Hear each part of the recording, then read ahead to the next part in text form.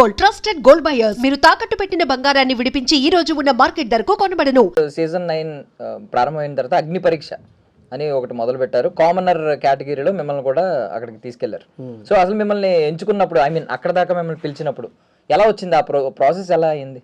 అది ఇక మన ఈ మధ్యకాలంలో నా ఈ చిన్న చిన్న పాటలు ఇక నా ఇటువంటి ఈ తెలంగాణ యాసలో ఈ మాటలు ఇవన్నీ బాగా ఈ ఇన్స్టాగ్రామ్లో బాగా వైరల్ అవుతున్నాయి.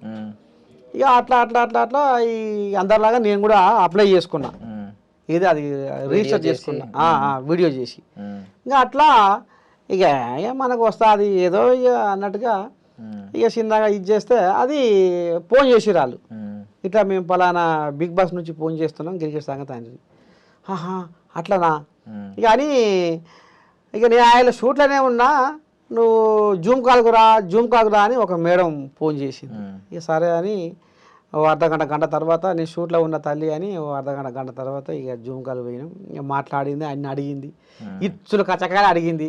ఇక అది ఇది ఇట్లా అది అట్లా ఇక నీకు ఇక రకరకాలుగా అడిగింది అనుకో. అది ఇక చెప్పినా అయింది పోయింది. తర్వాత మళ్ళీ గ్రూప్ డిస్కషన్ ఉంటుంది, మళ్ళీ రావాలని ఏదో మెయిల్ పంపించారు, మెసేజ్ పంపించారు, మళ్ళీ రావాలంటే మళ్ళీ పోయినా. గ్రూప్ డిస్కషన్లో కూడా సెలెక్ట్ అయినా. ఇక ఆఖరికి వస్తాక అగ్ని పరీక్ష దాకా పోయినా. సో ప్రోమోలో ఫస్ట్ ప్రోమోలో మీరు కనిపించారు, అది పట్టుకుని వేలాడుతూ కనిపించారు. తర్వాత చూస్తే మళ్ళీ ఇలా బయట కనిపిస్తున్నారు. అంటే మేము కొంచెం ఆనందపడ్డాం. చాలా మంది మీ మీద ఆర్టికల్స్ కూడా రాశారు. నర్సయ్య తాత బిగ్ బాస్ హౌస్లో కనిపించాడు, వావ్ ఆల్ ద బెస్ట్ అని చెప్పి, కంగ్రాచ్యులేషన్స్ అని చెప్పి మీ విషెస్ చెప్పేలోపు మీరు మళ్ళీ బయట కనిపించారు. ఏంటి ఈ మధ్యలో ఏం జరిగింది? అంటే బిగ్ బాస్ అగ్ని పరీక్షలో అడిగిర్రు ఏంది నువ్వేం చేస్తావు అంటే, నేను ఒక ఆటగాన్ని, నేను ఒక పాటగాన్ని, నేను ఒక మాటగాన్ని, ఏది కానీ అన్నారు. కథల పడతావేందే కాశమ్మ నిన్ను కట్టుకుంటే గాని ముట్టుకోనైతేనే కథల పడతావేందే కాశమ్మ 3 నెలల దాకా మూడాలు వంటివి అమ్మగారింటికి 6 నెలలు పోతీవి అష్టం నయం అని కష్టం పెడుతున్నావే ఆ మాసపు ఉన్నామని 5 వేస్తున్నావే ఫోను చేసి నువ్వు వస్తున్నా అంటే పండుగే అనుకున్నా ఎదురు చూసి నేను ఎండుగా పోతున్నా కథల పడతావేందే కాశమ్మ నిన్ను కట్టుకుంటిని కానీ ముట్టుకోనైతేనే కథల పడతావేందే కాశమ్మ. కొత్తగా పెళ్ళి అయింది. ఇక పిల్లగానికి ఎన్ని ఉంటాయి బామరు, ఒక పెళ్ళాన్ని చూసుకోవాలి, ముద్ద పెట్టుకోవాలి, ఉండదు ఆ ప్రేమ. జాడి ఇస్తాని ఆ అమ్మగారింటి కానీ అండబెట్టింది. ఎట్లా ఏంది ఏం కదా అంటే ఇట్లా జనాలను నవ్వించే మురిపించే ఆనందంలో ముంచి లేపే పాటలు కూడా నేను బిగ్ బాస్లో పాడతా ఎంటర్టైన్ చేస్తా అని చెప్పిన. ఇక ఇంకా బాగా ఏం నవ్వేయగలుగుతావు నువ్వు అని అన్నది. ఎట్లా నువ్వు ఇలా నవ్వించాలి, ఎట్లా నవ్విస్తావు అన్నది. ఓ ఫేస్బుక్ మా ఫేస్బుక్ విశ్వానికే అయినావు నువ్వు పెద్ద దిక్కు సంచార జీవిగా దేశాలు తిరిగేవు ప్రచారకర్తగా ప్రపంచం చూపేవు జనమంతా మా జేబులో పెట్టి అరచేతిలో కలియుగం అంత కళ్ళ చూపిస్తావు ఫేస్బుక్.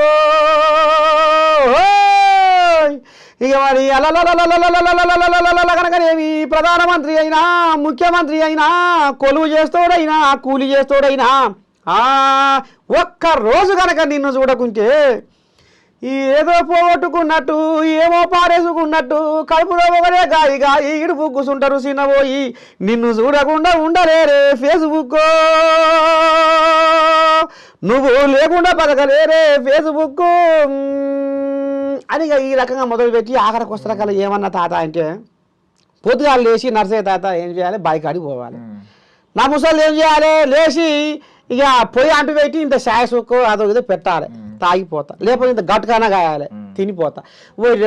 ఇక నా ముసలి చల్లకుండా ఏమంట ఈ సాట ఫోన్లు వచ్చినాయో తాత ఈ సాట ఫోన్లు చూసుకుంటా పొయ్యి మీద సర్వ పెట్టే పోనొస్తే మువ్వ పెట్టే ఇంట్లకు బయటకు తిరుగుతూ అయ్యో బువ్వంతా మాడగొట్టే దువ్విందే దువ్వబట్టే ముసి ముసి నవ్వబట్టే దువ్విందే దువ్వబట్టే ముసి ముసి నవ్వబట్టే సిరిపిగా సెరిపీలు పెడుతుంటే చుట్టాలు పెరగబట్టే.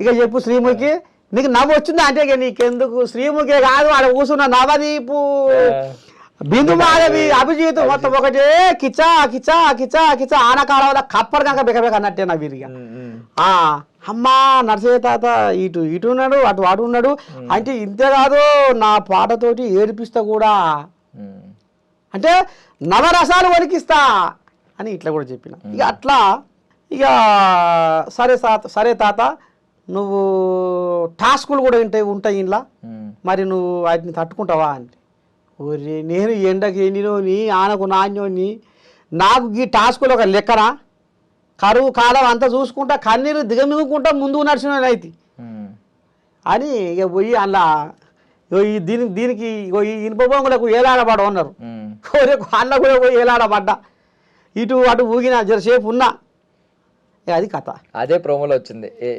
వేలాడింది కదా వేలాడింది అదేంటి వాళ్ళు చెప్పిన టైం కంటే మీరు ముందే దిగిపోయారా ఏమన్నా ఎక్కువసేపు ఉండలేకపోయారా అక్కడ వేలాడినప్పుడు ఉన్నా మరి ఎందుకు మీరు మిమ్మల్ని బయటకు పంపించాల్సిన అసలు ఒక్క రీజన్ కూడా కనిపించట్లేదు కదా మిమ్మల్ని బయటకు పంపించడానికి అయితే నేను ఇంకో మాట నన్ను అడిగిర్రు ఏమడిగిరు అంటే ఏంది అంటే ఈ పాటల కార్యక్రమం కాదు కదా ఇది అనేది కూడా అనుకొచ్చారు అంటే నేనన్నా మీరు పాటల కార్యక్రమం అంటుర్రు పాట శక్తి ఏందో చెప్పనా అన్న చెప్తాత అన్నారు నా పాట ఎంతోమంది ఆత్మహత్యలను ఆపగలిగింది నా పాట ఒక నిండు ప్రాణం నా కాడికి వచ్చి బతికి అని బట్టగట్టి నా కాడికి వచ్చి నన్ను కలిసి నీ పాట వల్ల నేను బతికిన నీ పాట వల్ల నేను బట్టగట్టి ఇలా నీ కాడికి వచ్చిన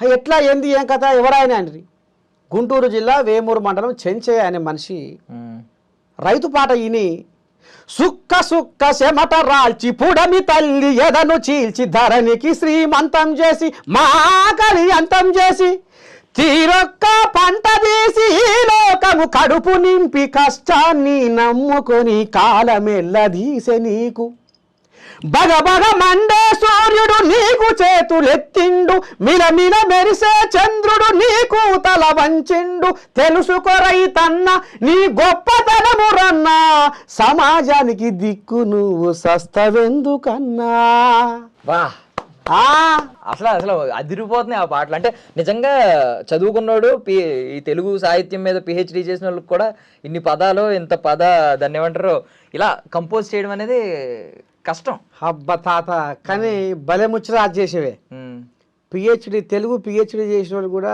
ఇట్లా అసలు అంటే ఆ పదాలు యతి ప్రశ్నలు అక్కడ కలపరేమో అనేది నువ్వు అంటున్నావు అయితే ఒకప్పుడు నేను గొర్రె కాస్తప్పుడు నీల నరసింహ ఈయనే గొర్రె కాసుకుంటా పాటలు పాడతా అంటుండు గొర్రె కాసేవారికి ఏం సాహిత్యం వస్తుంది అని ఎగతాలు చేసిరు తాత అవమానపరిచిరు ఎన్నో ఒక చిన్న చిన్న మీటింగ్ల కాడు పోయి నేను పాట రాసుకొచ్చిన ఒక పాట పాడవార్త సారు బతిలాడే నీకేం పాటలు వస్తాయి ఏం పని లేరా నీకు గొరకాడి పోక ఓ అమ్మ అట్లా కొన్ని సార్లు దూరం పోయేది మాది యాదాద్రి జిల్లా రామన్నపేట మండలం లక్ష్మాపురం కొత్తగూడెం